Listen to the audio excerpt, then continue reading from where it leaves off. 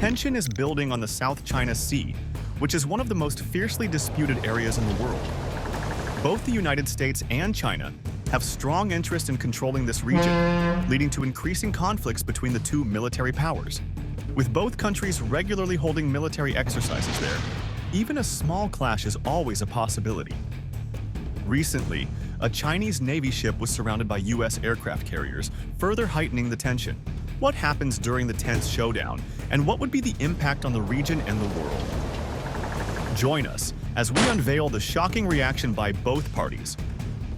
Over the past few months, there have been increasing reports of Chinese ships behaving aggressively and dangerously in the South China Sea, a region known for its intense disputes. As tensions rise in this critical area of Asia, China has consistently rejected claims of unprofessional behavior. They insist that their Coast Guard is acting within the law and with caution. When an unfamiliar ship shows up on the radar of a U.S. aircraft carrier, it triggers a series of well-practiced steps. First, the crew on the bridge focuses on figuring out who the ship is and what it's planning to do. They use advanced radar and powerful optical equipment to gather information about the ship's size, speed, and direction. The carrier's top-notch radar systems, like the AN/PPS-1 phased array radar, can detect and track several ships from more than 100 nautical miles away. This gives the crew plenty of time to understand the situation and get ready for any action they might need to take. The carrier also uses radar, optical, and infrared sensors to see the ship even if visibility is poor. At the same time, the carrier's communications team starts their work. They try to reach out to the unknown ship over standard maritime radio frequencies. They send a clear and professional message saying, "This is the United States Navy vessel, name, performing routine operations in international waters. Please identify yourself and explain your intentions." If the approaching ship turns out to be a Chinese spy vessel, the message becomes even more important and the situation more critical. The U.S. Navy takes a calm and professional approach in tense situations. For instance, if they encounter a Chinese ship, they might say something like, "Chinese vessel, this is the U.S. Navy carrier. We are carrying out lawful operations in international waters. Please keep a safe distance and avoid any actions that might be seen as threatening." This initial message has several important roles.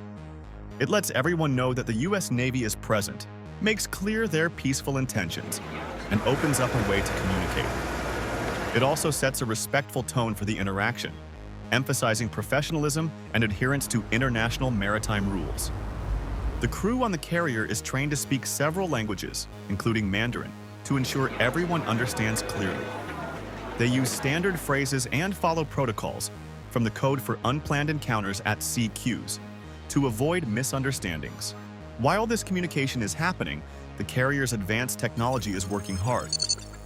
Radar operators keep a close watch on the ship's movements, and electronic warfare experts analyze any signals it sends out, such as radar or radio transmissions, to understand the ship's capabilities and intentions. The carrier is equipped with sophisticated electronic warfare systems, like the AN/SQ-32, which can detect, identify, and if needed, block enemy radar and communications. This technology helps create a detailed electronic picture of the area, allowing the crew to identify different types of vessels and potential threats. The carrier's E-2 Hawkeye, an airborne early warning aircraft, might be deployed to give a broader view of the area around the carrier. This eye in the sky can spot and follow many surface and air targets from great distances, making sure the carrier group isn't surprised by any extra ships that might be working with the spy ship. The E-2 Hawkeye, with its distinctive spinning radar dome, can keep track of hundreds of targets at ranges of up to 350 nautical miles. Its ability to work with fighter jets and surface ships makes it a crucial tool for managing complex maritime situations. Intelligence analysts on the carrier carefully examine the data collected by the E-2 Hawkeye, comparing it with what is already known about Chinese naval capabilities.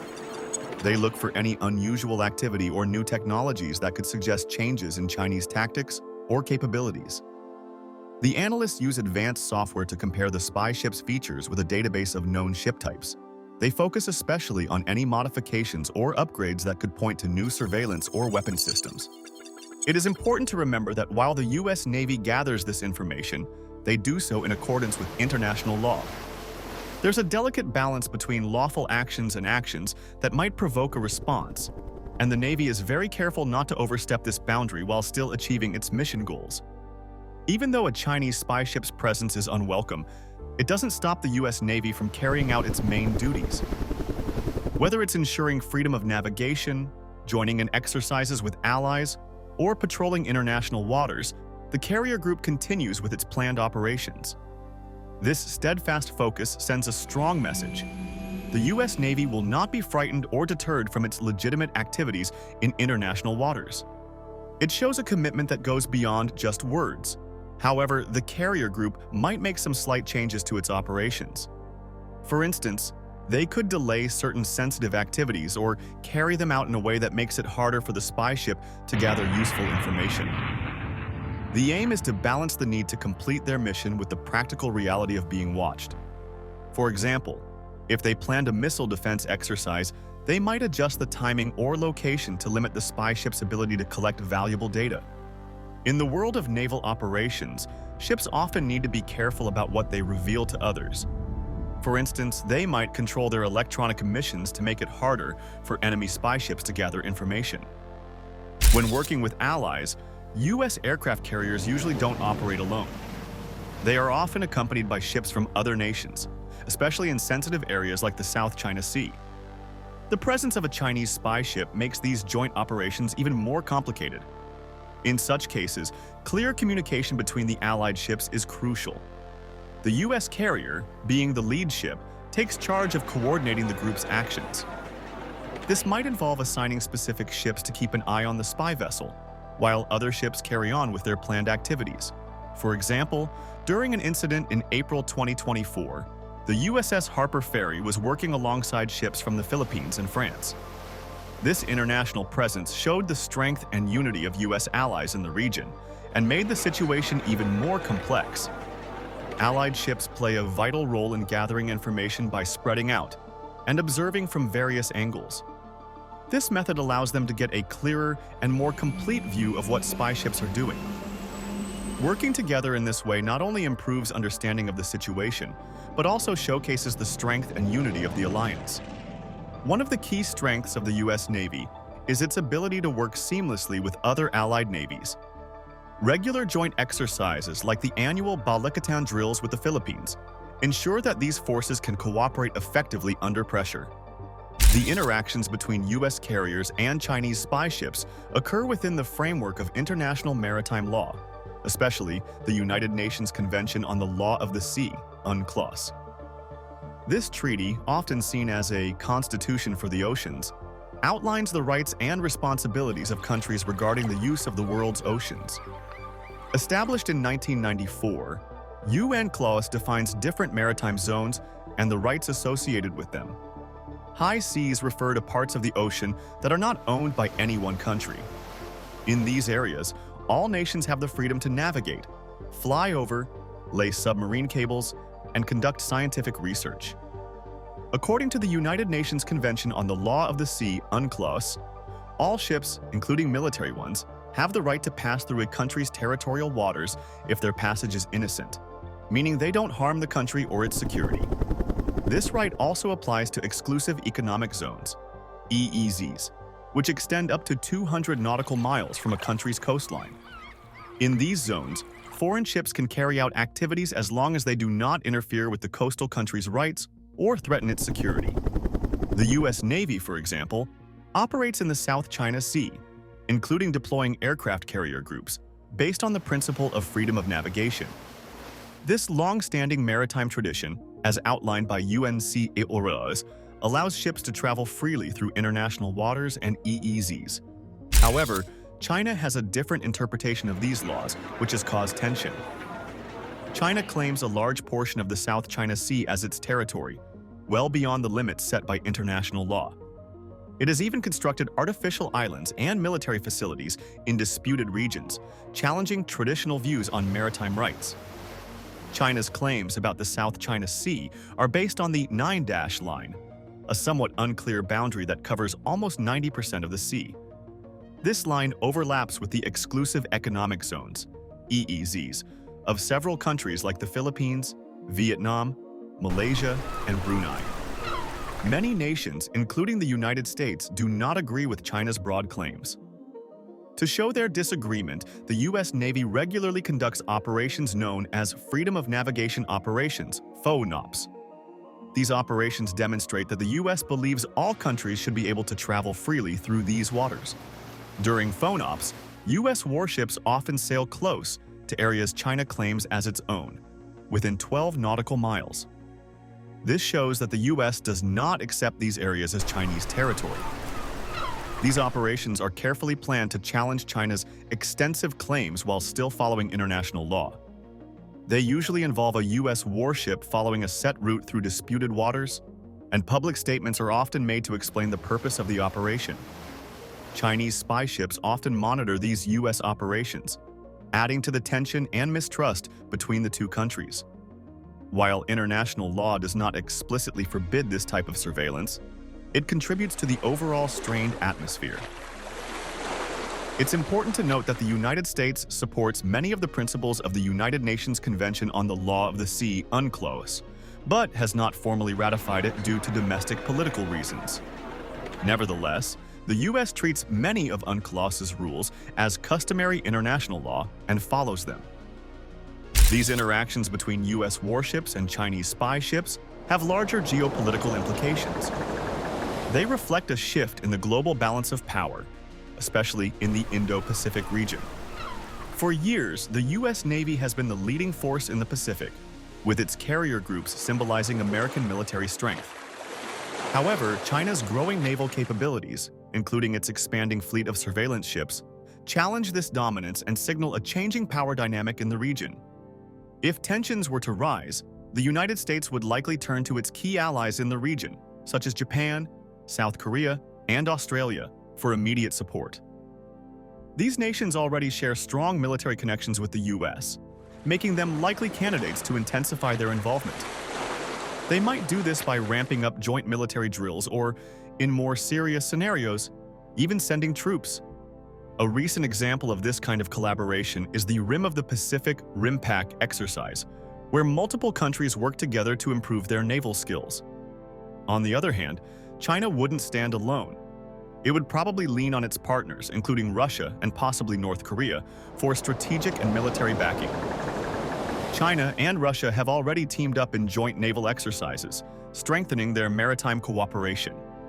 As tensions grow, it's easy to imagine that countries in the region would feel the pressure to boost their defense budgets and military presence, especially in hotspots like the South China Sea. This could lead to a flurry of military drills, patrols, and an overall increased military presence. Meanwhile, Southeast Asian countries, often trying to stay neutral, might be forced to pick a side, complicating relations within the region. The Association of Southeast Asian Nations, ASEAN, which includes these countries, has already faced challenges during disputes like the one between China and the Philippines over the South China Sea. International organizations like the United Nations and ASEAN would almost certainly step in, calling for calm and pushing for diplomatic talks. The UN Security Council might be called upon to address the situation, but reaching an agreement quickly would be difficult, given the differing interests of the powerful countries involved.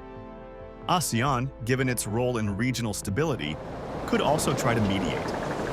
However, finding a peaceful solution would be tough. The US would likely want China to scale back its military actions in the contested waters, while China would probably demand that its sovereignty over these areas be acknowledged. These clashing demands make it hard to find common ground, potentially keeping tensions high and increasing the risk of further escalation.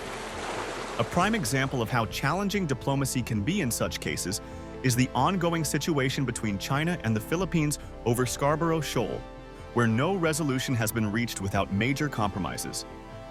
The ongoing tensions between India and Pakistan, or the war between Russia and Ukraine. Looking at these examples allows us to see how easily conflicts can escalate and teaches us valuable lessons from history. While a direct clash between the US and Chinese navies in the South China Sea is a dramatic possibility, it isn't beyond the realm of possibility considering today's tense geopolitical climate. The outcome of such a conflict would depend on many factors. Would the US and China be willing to negotiate? How would their allies react? What surge effects would spread through the global political landscape? China's efforts to modernize its navy have been both swift and thorough. In addition to deploying spy ships like the Tianwang-Jing, China is rapidly constructing aircraft carriers, advanced destroyers, and submarines. This naval expansion is a key part of China's broader goal to become a top military power by 2049, the 100th anniversary of the People's Republic of China. The interactions between China's carriers and spy ships with those of other nations serve as a way to test new technologies and strategies. Both China and the US use these encounters to learn about each other's military capabilities, from electronic warfare systems to operational tactics. For instance, during an April 2024 exercise, the close approach of the Tianwang-Jing to two US allied ships likely provided valuable information on the electronic signals and operational habits of these vessels. Similarly, US forces gain insights into China's surveillance capabilities and tactics through these interactions. China is on track to become the first country to challenge America's fleet of supercarriers with its new aircraft carrier.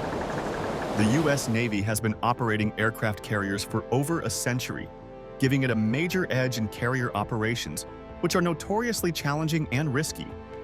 The US has gained its expertise through years of rigorous training and numerous losses of pilots and crew. Despite this, China has demonstrated rapid learning, with its new carriers showing fewer significant accidents compared to past endeavors.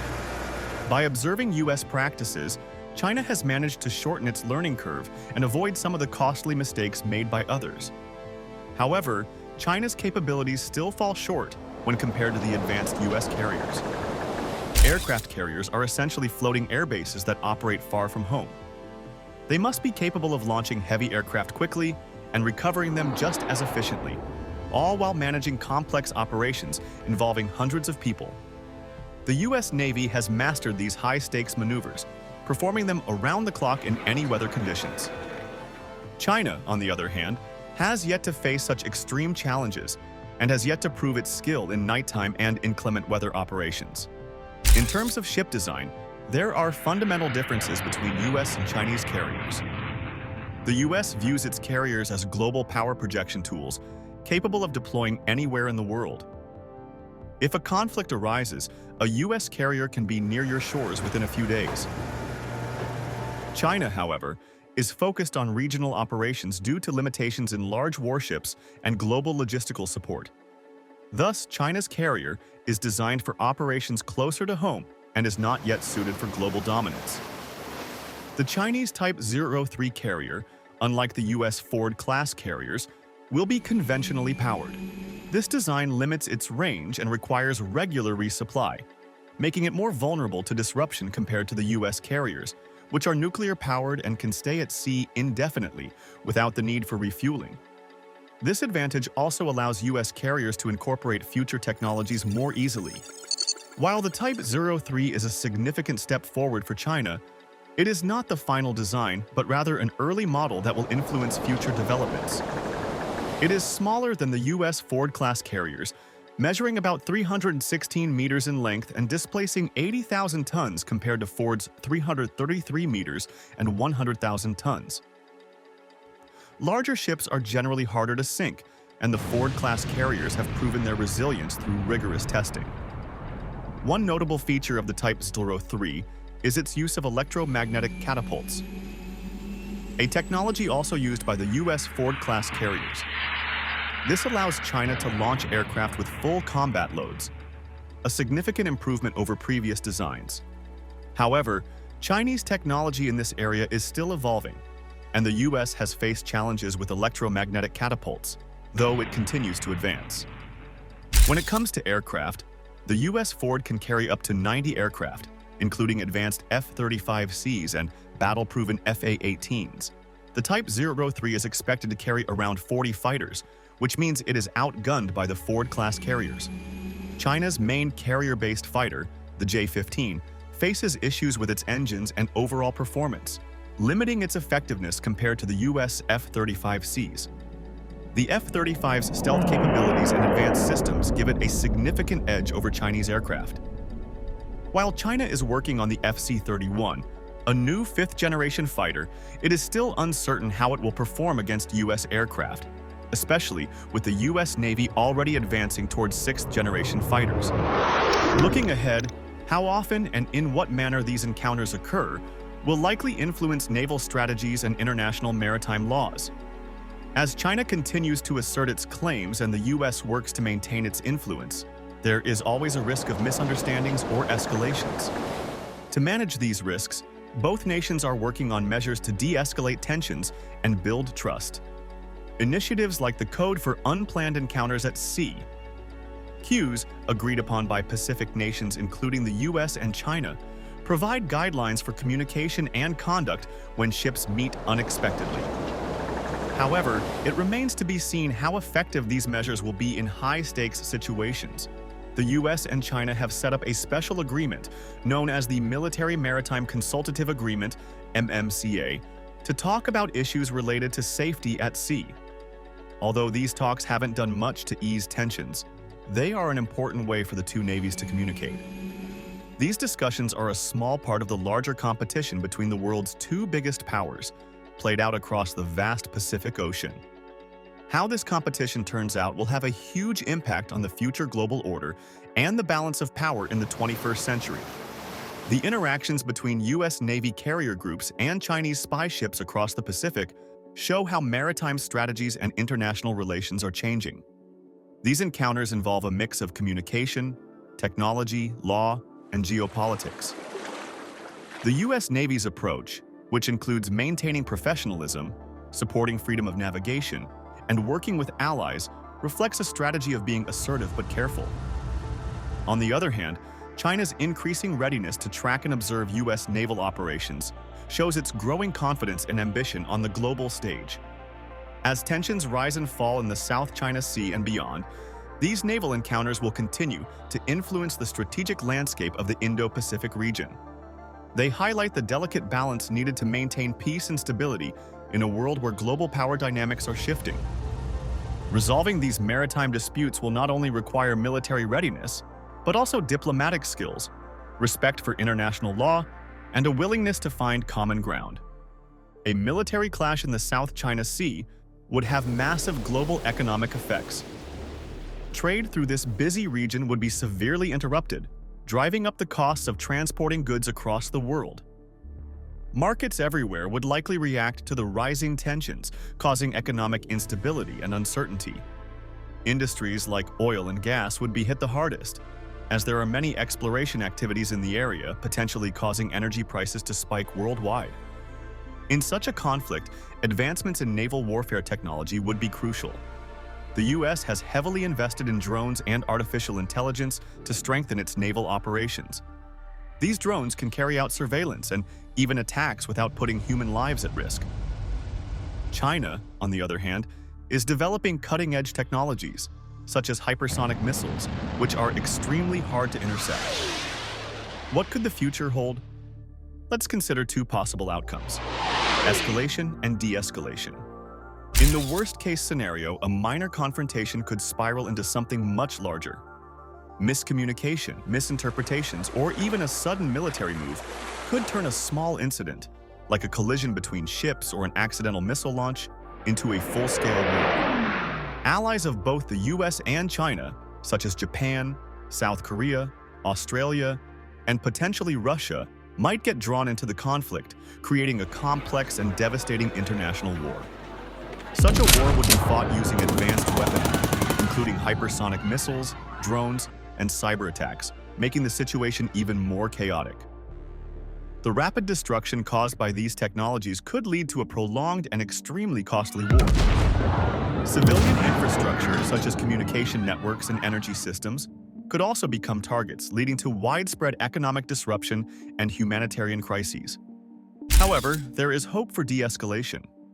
After an initial exchange of threats or a few minor skirmishes, both sides might realize that an all-out war would be disastrous for everyone involved. Diplomatic efforts could be ramped up to stop the conflict from getting worse. A successful peace effort would likely involve military withdrawal, confidence-building steps, and long-term diplomatic talks. Both nations could agree to reduce their military presence in disputed waters, establish direct communication to prevent future incidents, and possibly even conduct joint naval exercises to foster trust. On top of the economic and political risks, a military conflict in the South China Sea would also cause severe humanitarian issues. The region is heavily populated, and fighting could force large numbers of people to flee, creating a refugee crisis. The environment would also suffer. Military activities could lead to oil spills and destroy fragile marine ecosystems, leaving long-term damage. International organizations like the United Nations would likely step in to mediate, and ASEAN could hold a regional summit to find a peaceful solution. NATO might also get involved, especially if the conflict spreads beyond the South China Sea. What do you think the future holds for the tensions in the South China Sea? Let us know your answer in the comments section.